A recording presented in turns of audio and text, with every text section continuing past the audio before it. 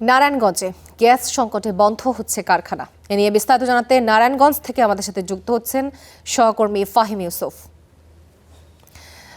ফাহিম, নারায়ণগঞ্জে এখন আসলে কি অবস্থা? কারখানাগুলো বন্ধ হয়ে যাচ্ছে এবং এই নিয়ে আপনার কাছে কি তথ্য আছে এবং কোন কারখানা এখন পর্যন্ত বন্ধ হয়েছে, বিস্তারিত জানাবেন।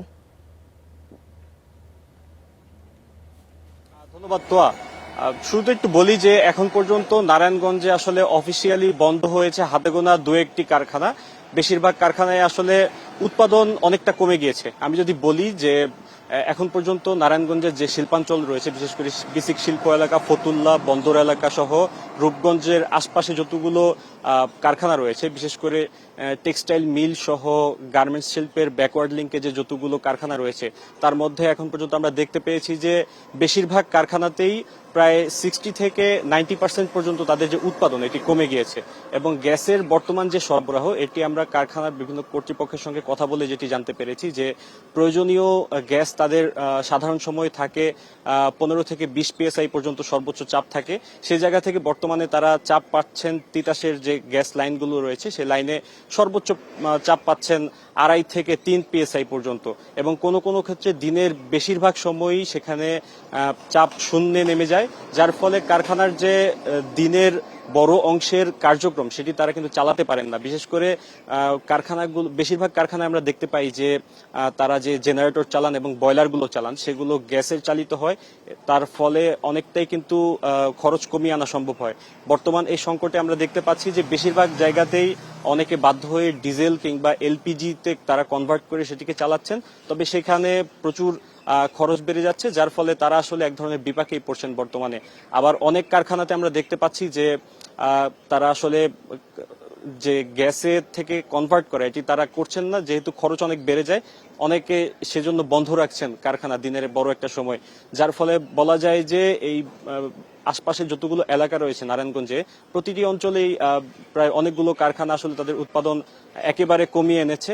এবং কিছু কিছু জায়গায় আমরা অতিরিক্ত ছুটি দিতে দেখেই, বিশেষ করে যখন সাপ্তাহিক ছুটি আসে তখন তারা ছুটিটি আসলে একদিন দুদিন বাড়িয়ে দেন, যাতে বর্তমান যে আসলে সংকটময় পরিস্থিতি আছে এটি তারা কিছুটা স্বাভাবিক, তারা সেটি কিছুটা মোকাবেলা করতে পারেন।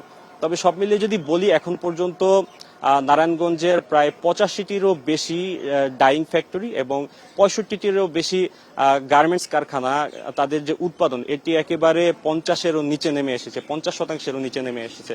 সে জায়গা থেকে বলা যায় যে তৈরি পোশাকের যে বড় বাজার বাংলাদেশে, সে জায়গাতে একটি বড় প্রভাব কিন্তু ইতোমধ্যেই পড়েছে। এবং অনেক গার্মেন্টস যারা মালিক রয়েছেন তাদের আসলে দাবি যে বিদেশি যে সকল বায়াররা নিয়মিত এখানে অর্ডার দিতেন, তারা কিন্তু অনেকেই অর্ডার গুটিয়ে নিচ্ছেন কিংবা আসলে অনীহা প্রকাশ করছেন যত দিন যাচ্ছে তত, আমরা দেখতে পাচ্ছি।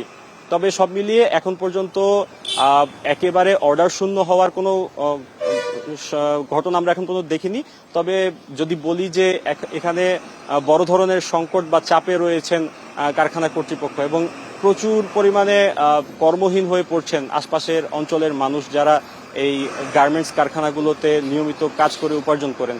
এবং কর্মহীন হয়ে যাওয়ার ফলে বলা যায় যে এই যারা কর্মহীন হচ্ছেন তাদের পরবর্তী যে চাকরি এটি অনেকেই পাচ্ছেন না, এবং বেকার হয়ে বিভিন্ন কারখানায় অনেক সময় আমরা ঘুরতে দেখি। বিশেষ করে সকালে যখন গার্মেন্টস খুলে তখন আমরা দেখতে পেয়েছি আশপাশে যতগুলো গার্মেন্টস রয়েছে সবগুলোর সামনে মানুষের একটি দীর্ঘ লাইন, এবং অনেকেই চাকরি প্রত্যাশী এখানে অপেক্ষা করেন সকালে, এবং গার্মেন্টস যখন ছুটি হয় ঠিক সেই সময়টাতে, এই সময়টাতে এখানে অনেক বেকার যুবক কিন্তু এখানে অপেক্ষা করেন।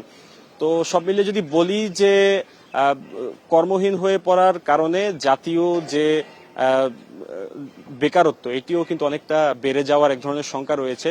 এর আগে আমি জানানোর চেষ্টা করেছিলাম যে গত সপ্তাহে আমরা দেখতে পেয়েছি যে গাজীপুরে বেশ কিছু কারখানায় প্রচুর বন্ধ হয়ে যাচ্ছে এবং প্রচুর পরিমাণে বেকার সেখানে হচ্ছে মানুষজন।